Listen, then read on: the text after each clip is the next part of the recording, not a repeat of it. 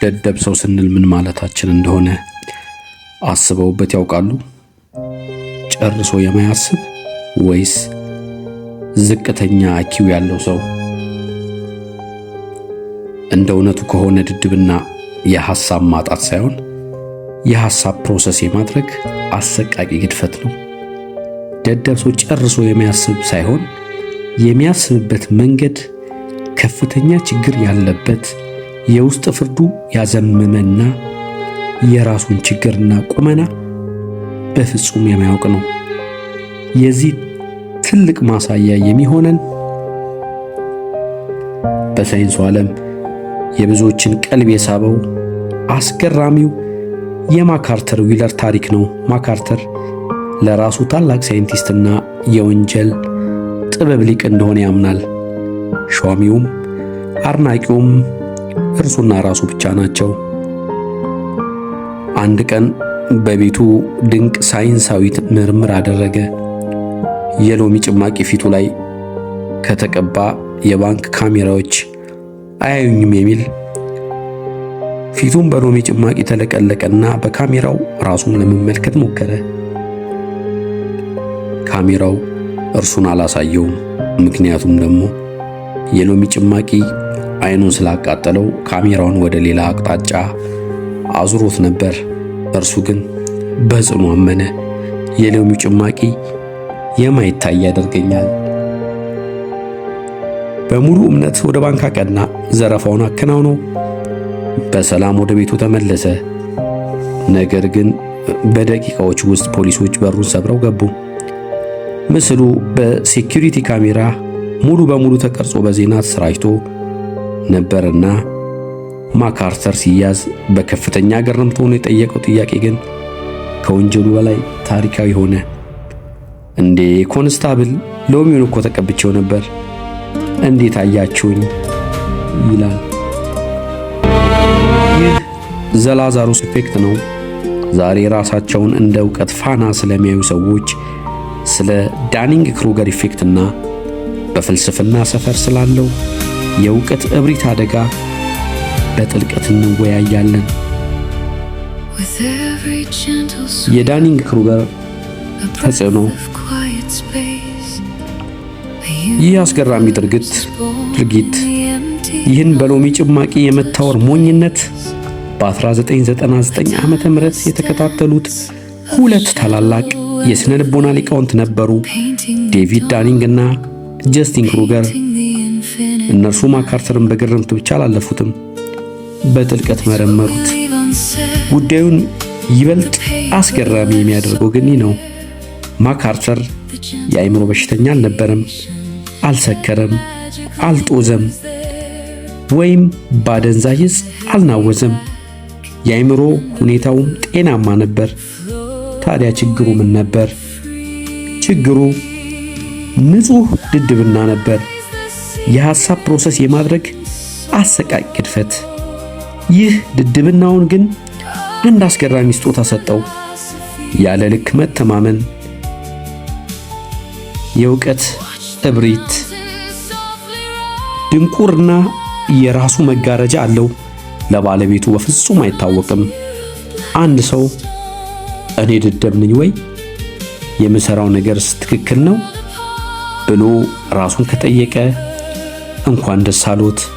ቢያንስ ራሱን የመጠየቅና የራሱን ጉድለት የመረዳት ብልህነት አለው። ደደብ ሰዎች ግን የዚህ አይነት ጥያቄ የላቸውም። እነርሱ ራሳቸውን የሚያዩት እንደ የዕውቀት ፋና፣ እንደ የዘመኑ ሊቅ።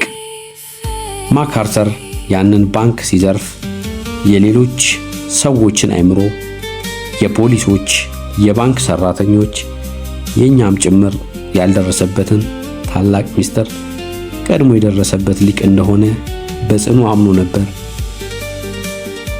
ሳይንቲስቶቹ ዳኒንግና ክሩገር ያረጋገጡት እውነት ቢኖር ያላቸው ዕውቀት ብቃት አነስተኛ የሆኑ ሰዎች የራሳቸውን ችሎታ ያለ ልክ አጋነው የማየትና ሙሉ በሙሉ በራሳቸው የመተማመን ከፍተኛ የአእምሮ ችግር አለባቸው። በአጭሩ የማያውቁትን ነገር አለማወቃቸውን እንኳን አያውቁትም። ፍልስፍናና የጀማሪዎች እብሪት። ሶፎሞሪክ አሮጋንስ። ወደ ፍልስፍናው ሰፈር ስንመጣ ደግሞ ይህ እብሪት ይበልጥ ጎልቶ ድምፁን ከፍ አድርጎ ይንጸባረቃል። በሀገራችን ኮንቴክስት ፍልስፍና ብዙ ጊዜ የሐሳብ መዘባረቅ ተደርጎ ስለሚወሰድ አይምሮ ትንሽ የተዛባበት ወይም ነገሮች የጠፉበት ሁሉ ፈላስፋ ነኝ እያለ ወደ ሰፈሩ ይጎርፋል።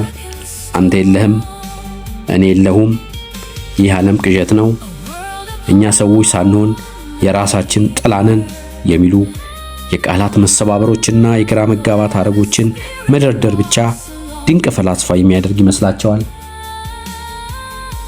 በፍልስፍና ጀማሪዎች ዘንድ የሚታይ አንድ ትልቅ ተግዳሮት አለ።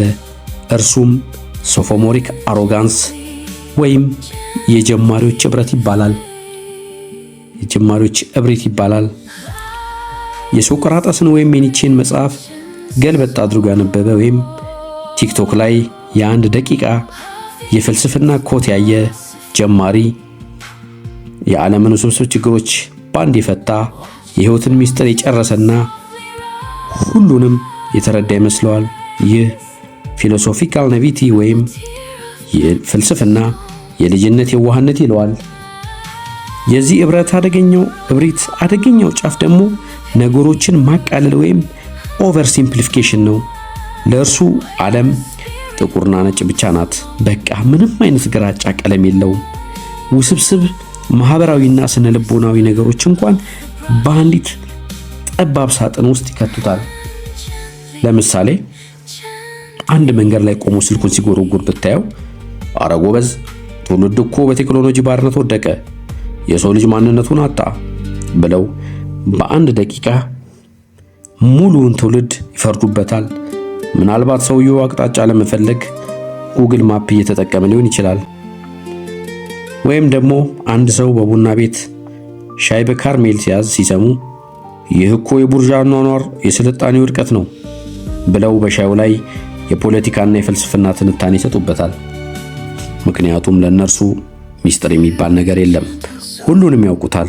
የራሳቸው ጠባብ መነጽር አድርገው መላው ዓለምን በጥቅልል ሳጥን ውስጥ መክተት ይቀላቸዋል።